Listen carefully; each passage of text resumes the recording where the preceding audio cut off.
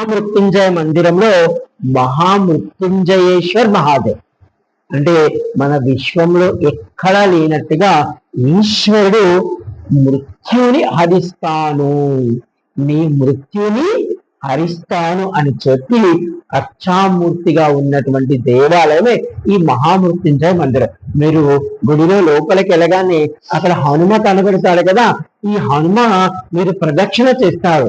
ఈ ప్రదక్షిణ చేసినప్పుడు వెనక ఒక తలుపు ఉంటుంది. ఆ తలుపు లోపల ఒక బంగారు విగ్రహంతో 6 చేతులతో కనబడుతుంటాడు ఒక మూర్తి. ఆయనే మహామృత్యుంజయేశ్వర్ మహాదేవ్. మీరు నిజంగా వీలైతే రేపు మనకి లోపలికి వెళ్ళే అనుమతి అడుగుతాను, లేదా మీరు ఆ కిటికీలో నుంచి ఆయన్ని పూర్తిగా చూసినట్లయితే, అంటే మీరు కాశీకి వచ్చారు కదా, కాశీకి వచ్చారంటే మోక్షం.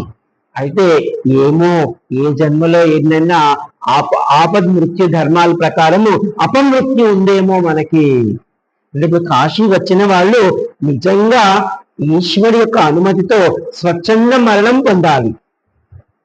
అంటే అన్ని అనుభవించి ఈశ్వర ఆనందంగా, అంటే మన యొక్క చనిపోయేటువంటి ఘడియను కూడా మనం ఆనందంగా ఒక ఉత్సవంలా వచ్చేసాడు మహాదేవుడు వస్తున్నాడు, పార్వతీ మాత వస్తుంది, మంచి చెంగు కట్టుకొని నాకు విభజడానికి వస్తున్నాడు, గణపతి వస్తున్నాడు, కుమారుడు వస్తున్నాడు, నంది అనుకుని ఆనందంగా మనం చనిపోతున్నాం అనుకోండి, అది మోక్షానికి కారణం.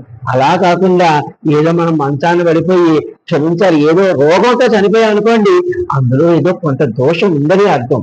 అది మరుజన్మకి మళ్ళా మోక్షానికి వెళుతుంది. అంటే అలా చనిపోయిన వాళ్ళందరూ ఇక్కడ మళ్ళీ ఏదో ఒక జీవిగా పుడతారు వాళ్ళు.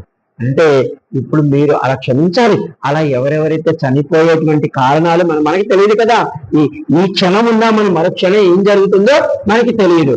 అయితే మీరు ఆ మహామృత్యుంజయుని గాని మీరు చూసినట్లయితే అవన్నీ లేకుండా అల్పాయుషితో కాకుండా మనము స్వచ్ఛందంగా ఇప్పుడు నేను చెప్పినట్టుగా వస్తున్నాడు సుగంధం, మనము మహామృత్యుంజయ మందిరం చెప్పినట్టుగా అలా అనుకుంటూ వెళతాం. ఇది మనకి అక్కడ ఉన్నటువంటి ఆయన